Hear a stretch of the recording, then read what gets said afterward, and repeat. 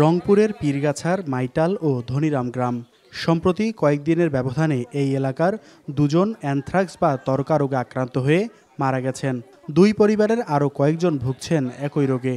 সম্পর্কে দাদা হয়, ওনার একটা গরু আবার মারা যায় এবং আরেকটা গরু যেটা ছিল ওটাকে আবার জবাই করে দেওয়া হয়। তো এই যে দুইটা গরুর মাংস আমরা সবাই মিলে ভাগাভাগি করে নেই এবং মাংস সবাই মিলে ভাগ করেই খাই। তো খাওয়ার পর আস্তে আস্তে আমাদের মানুষ যারা আছি তো তাদের মানে ফোসা পড়ার মতো শুরু। আমার দাদি যিনি মারা গেছে উনি আমার সম্পর্কে দাদি হয়। তো ওনার আঙ্গুলে প্রথমে ফোসা পড়ার মতো হয়, কালো দাগ।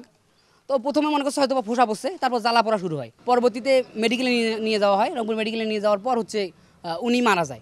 দাদি শাশুড়িদের একটা গরু মারা গেছে, আসার পরের দিনে গরুর ডাক্তার আসছে পীরগাছার থেকে, কিন্তু তার পরের দিনের থেকে কোনো ডাক্তার আসেনি, বলে নাই যে কি সমস্যা। তার 2 দিন পরে, যেদিন আমার শাশুড়ির মারার 3 দিন পরে একজন আসছে, খালি এই কথাগুলো বলছে যে মাংস খাওয়া যাবে না। আমার মনে হয় যে হাতটা নখটে যে কাটা গেছে না, মানে গরুর রক্তটা আর এই মানুষের রক্তটা একখানে হয়ে গেছে। হয়ে যাওয়ার পরে এটাই হলো ইনফেকশন করছে শরীরের ভেতর। ইনি তো টের পায় নাই, আর জানেও নাই আগে যে এই রোগটা ছড়াইছে। উপজেলার বিভিন্ন এলাকায় ছড়িয়ে পড়েছে অ্যানথ্রাক্স রোগ। গত 2 মাসে মারা গেছে শতাধিক গরু। আমরা তো গোস্ত না আসা করি নেই, আমরা যা গোস্ত খাসি, খাওয়ার পর ফুটকুনির মতন একটা উঠলো ঠ্যাঙ্গায়। আমি মনে করছি বলে এটা সামান্য গুজি ফুটো হইতে পারে। গরুটা হঠাৎ মনে হলো কাঁপতে কাঁপতে অসুস্থ হয়, ওই টাইমে ওটা জবাই করা হয়।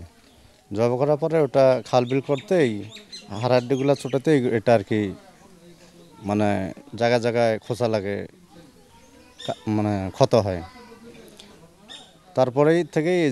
তারপর দিন থেকেই এটা আর কি ব্যথা থেকে যে ফোসা পড়ার নাগানি এটা আর কি এরকম শুরু। আমি 5-6 দিন আগে গোস্ত খাইছি, গোস্ত খাওয়ার পরে এই যে পরশু দিন থেকে আমার এই বুকে হয়েছে।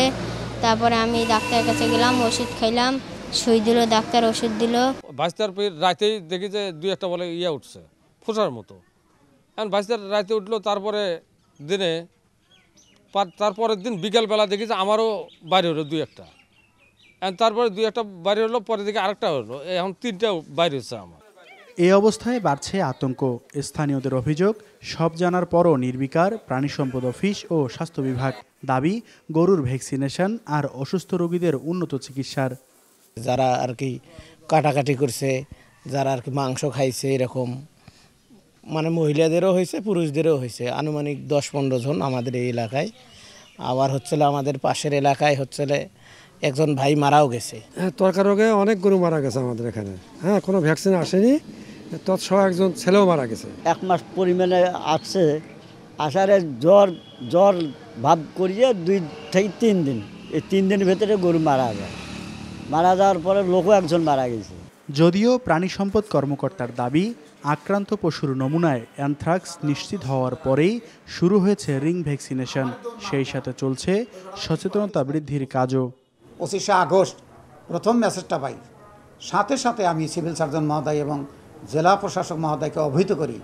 এর সাথেই ওই দিন থেকেই কিন্তু আমাদের মাংস যারা জবাই করে গরু, তাদেরকে কিন্তু আমরা সতর্ক করছি। তারপর মানে একটি অসুস্থ গরু জবাই বা ক্রয় বিক্রয় করা যাবে না উইদাউট পারমিশন আমাদের প্রাণী সম্পদের লোকের ছাড়া। তারা টেম্পারেচার দেখবে এবং দেখার পরে এটা সুস্থ না অসুস্থ বলতে পারবে, তো জবাই করতে পারবে।